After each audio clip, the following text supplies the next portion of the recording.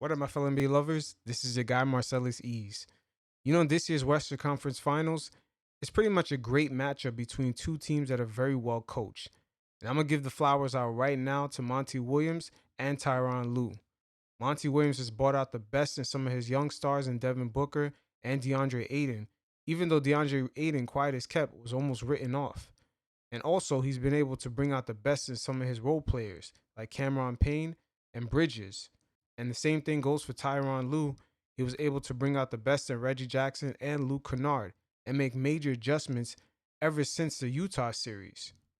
Now, game 2 ended in a little bit of controversy, and there's a few things to factor out of why it ended the way it did. But Paul George, at the end of the day, did come up big in key spots, but he did end up missing 2 key free throws.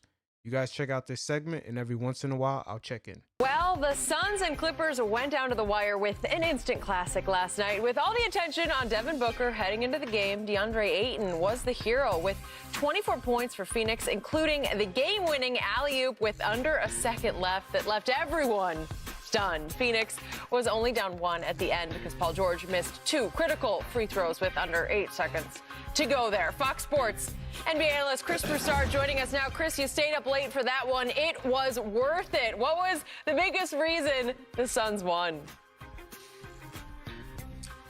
Jen, I hate to say this because obviously over a 48-minute game, there are a lot of factors that go into who wins and loses. Uh-oh. And the guy I'm about to name was tremendous for the most part down the stretch. But there's no way around it. It is what it is. They won the game because Paul George missed those 2 free throws. Well, let me say this about Paul George. He did make a lot of key buckets at the end of this game to bring the Clippers back into it. But at the same time, the league is going to have to look at some of their replay protocols, as there's an after effect with all these instant replays, and it's being that it provides teams that don't really have timeouts with another opportunity to design plays. Monty Booker knew exactly where the Phoenix Suns were going to inbound the ball during the time that the referees were looking at the replay, and he was able to quickly huddle the guys up and design a play, even though they were not in an official timeout. As simple as that. Look, I get it. They're not in position to win if he doesn't score 9 points in the final 2:41. They're not in position to win if he doesn't go on a personal 6-2 run over like 40 seconds to give them a 1-point lead with 22 seconds left to play. But the fact of the matter is this. If he makes those free throws, you're an 85% career foul shooter, 89% in the playoffs this year. You're hot as fire, and you have a chance to push the lead to 3. If he hits 2 of them, likely if he hits 1 of them, we're not talking about the greatness of DeAndre Ayton's dunk and the great pin. Now, we all been in the park before playing basketball. You know when you miss free throws like that, the ball just came off your hands a little bit too tight, but it was on target. And for Paul George's case, sometimes the explanation is very simple. He just missed it. Point pass by Jay Crowder and the courageous screen by Devin Booker and the masterful play call by Monty Williams, which came off of a timeout that wasn't really a timeout. The referees, once again, were looking at the replay, and Monty Williams, knowing that where the ball was going to get inbounded from, was able to quickly design a play. We are talking about a 1-1 series that many would feel the Clippers really can win this thing without Kawhi Leonard, which is unfathomable. But, of course, that didn't happen because he missed. So it is what it is. Paul George has to own this. I like what he said at the end of the game. What do you think? You know, where he said, look, I'm not going to make too much out of it. That's all he can say. That's what he has to say to get himself past it for game 3. But at the end of the day, Paul George has to realize you did kind of spill the beans to the media on your mental health issues. And best believe they want to pull out that card on you. They're not going to pull it out quite yet because you had a tremendous 4th quarter. But best believe this is the downfall of the players being too transparent sometimes. Paul George, for most of this season, was almost trying to play to gain his respect back. It was very odd. It's going to be a tough one to get past because those 2 free throws cost them the game. At the very least, they're in overtime, and we see what happens there. Well, I'm glad he's not making a bunch of it, but you made a lot about it, so that's good for me, though, Chris. I don't need him to make any more. And to see Skip Bayless just sitting over here squirming, talking about the referees cheated us out of a ball game, does me much pleasure today.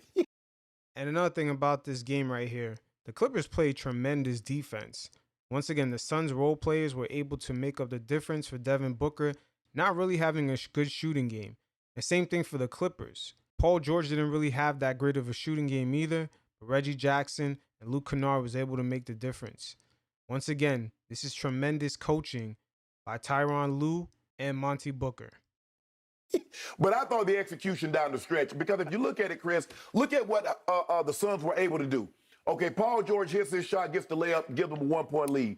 Devin Booker races down the court because in like 3-4 seconds, hits a jumper. Now, Devin Booker had been struggling all night with his shot. So just think about that. He comes down the court, without hesitation, boom. Paul George comes back, hits a fadeaway. They're up 2. And if you're not mistaken, Devin Booker loses the ball out of bounds after Patrick Beverley makes a great play. They review it. They give the ball to the Clippers. Now you got to call timeout. They fall Paul George in the backcourt. Now here's another thing. The referee's a little bit too in love with this replay.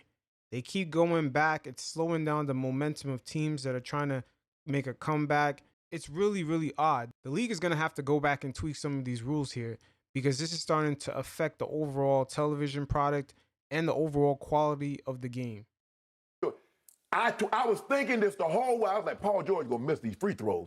But you was like, you know what? I ain't have the courage. Skip said I ain't have the courage in my conviction. But I did have the courage on that second one. Once again, on this replay, look at the way the ball just goes in and out in the first free throw, and then it just hits off the back end in the second free throw. I said, he going to miss this one too. Hits in. And just like that, voila, because ball don't lie. Y'all got away with one earlier, Skip. He went LeBron James. Let's get this. Yep. Why you got to keep go. breaking up LeBron? LeBron ain't bothering nobody. Yo, Skip definitely has to keep trolling Shannon Sharp about LeBron James.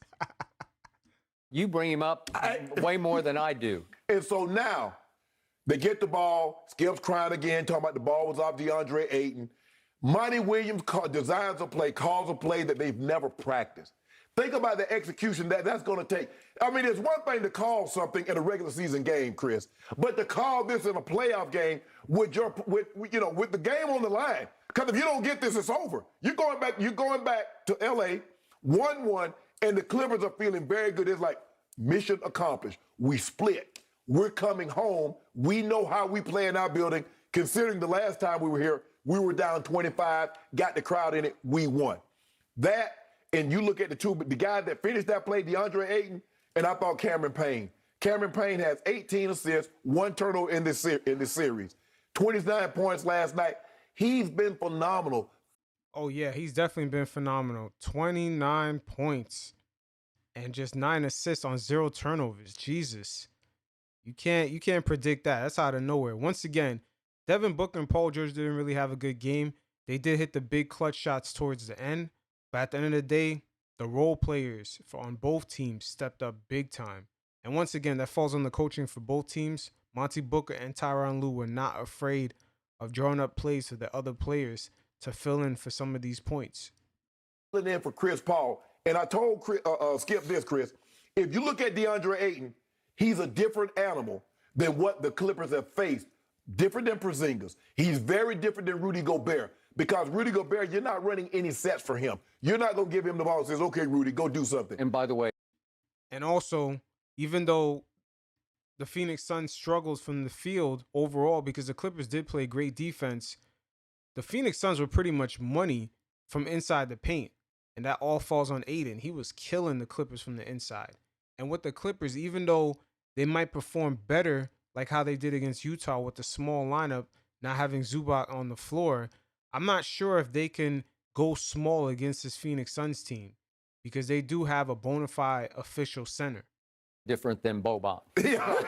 Just I had to throw that in. Yeah, very different than Boban. All right. But DA can get his own shot 12 to 15 feet. He's money. I mean, think about it. He shot 12 or 15 last night. So I thought that was the difference in the ball games. those two guys, Cameron Payne and DeAndre Ayton, and the execution down the stretch, because we've seen a lot of times guys draw plays or they're great calling plays out of timeout. They make great adjustments. And also the coaching. Let's throw in the coaching in there, Shannon. But to make this, when you have and he tell him on the sideline, Skip, I heard him, he was mic'd up. He's like, hey, Jay, get it up there to the rim, and DA, you're going to have to go up there and dunk it. Boom. I thought you didn't listen to the sound. I heard it last night when they when they replayed it. Oh. Nah. And plus, I got a little thing. See my memes I put up. You see that meme, me and you? Somebody put a meme up of me and you. Skip, I don't know who did that. I don't know who did that. I think I'm dunking, and I don't know, you might be Zubas. I think, Shannon, you actually need to have Skip's permission to post these pictures. Hey, Chris, I'm not sure. I think I'm Aiden. I think Skip You need to get some sleep and stop staying up late putting these pictures together. Do I get any of the kickback? Exactly. Yeah. Thank you. Okay, it is now my turn. The Suns won last night because the refs gave it to them, and it's as simple as that. AKA the league might have gave him to him. Oh, man. Like, once again, the league is going to have to tweak some of these rules here because teams are getting free timeouts when the refs are going back and looking at some of these replay. God damn, they can't have someone at the main replay center just look at the replay real quick and then make a signal down to the referees, make a phone call or something. Not crying, I am truth telling. And I'm going to tell the truth one more time. I tweeted the truth immediately. You can check my timeline. That's off Ayton's hands. He's 7 feet tall, and I'm talking about the three-point miss by Bridges from the corner with 3 seconds left. The ball clearly goes off the 7-footer's hands along the baseline. And the ref who calls it is on the far side of the baseline and actually gets blocked out by a player and can't see it. Look at the ref who calls it up top. He gets blocked out by, I think it's Reggie Jackson. Yeah. And he calls it, and he can't even begin to see this play. Now, this is interesting. The referee is not actually where he's supposed to be.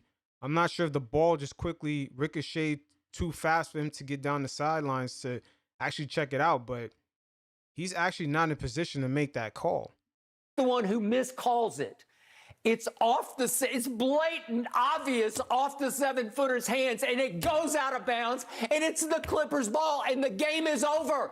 And you can see Terrence Mann, who is a smart young man because he grew up in a coach's household. His mom's been a coach in college and pro basketball his whole life, and he jumps up and celebrates and claps his hands because he knows the game is over. Now, this is also interesting because the referees took their time to look at the replay. And this is the play right here where Monty Williams designed that alley-oop play for DeAndre Ayton. So what the hell were the referees looking at if they got this call wrong? I'm not understanding. It's point, whatever it is, 8 or 9 seconds left. All the Clippers then would have to do is just inbounds the ball. And as soon as it touches your hands, the game is over. There's no way the Suns can win the game if they make the proper call. And in my life of watching and analyzing NBA playoff basketball games, I have never been more baffled, more mystified, more dumbfounded, more flabbergasted. Now you also see where the ball fell out of bounds. That's exactly where they're going to inbound the ball. So Monty Williams quickly went back and designed a play for DeAndre Ayton to catch an alley-oop. This is very interesting because they were not in an official timeout. And I was during the review time when the ESPN crew, and again, no, I'm not taking shots at them because I love all three of them. They are not good. They are great at what they do. But for once, I've never seen a play get more overlooked and underanalyzed than that one because they don't even refer to it during the review time. There were not multiple angles that we got to see on TV of, oh, well, you can see it clearly went off Ayton's hands. They don't even discuss it during the timeout in the review. They are only talking about, now what do the Suns do now that it's the Suns' ball? Right. Because they probably were bored out their mind because of the last 20, 30 reviews before this. You know, the reviews, man, is definitely getting to a point where the audience and even the people covering the sport and the broadcasting station, they're pretty much at replay fatigue. I mean, just the end of this game, it just keeps stretching on and on and on. And Adam Silver is definitely going to have to tweak some of this because some of these replay rules are affecting the overall television product. I am screaming at my television, it's not the Suns' ball. Let me see more replays. And the only replay we get is this overview, the one from way up top, right, where, again, it's plain as night to me because it's nighttime in Phoenix, and boy, what a night. And I'm wondering if State Farm has a contract with the NBA for when these instant replays happen at the end of the fourth quarter to run their ads, because the fans are very engaged and they want to know what's going to happen, and they're quickly running these State Farm commercials consistently. So I don't know if there's a money play here by the league, but this is kind of interesting to pay attention to. Knocked it out. He did not. It went straight off Ayton's fingertips. You can just see it. It's blatantly off he's 7 foot to 6'5", and he's the ball bounced high. It's blatant robbery. It's an all-time robbery because the referees got away with protecting Scott Foster, who's the crew chief, right? Yeah, I think he was last night. He was. And they go over and huddle and say, well, we could make a case that, well, let's protect ourselves here. Let's stick with the call on the floor. And they have a shot of Terrence Mann in the sideline huddle when they announce that it's the Suns' ball. Right. And Terrence Mann is like out of his mind looking around like, what are you doing? Y'all ain't got every call. I don't care. That's the call. That's the call. That changes everything. That makes the series 1-1. I'm sorry. It's so blatant that it's all-time robbery, and it knocks out everything. It wipes out the 2 missed free throws.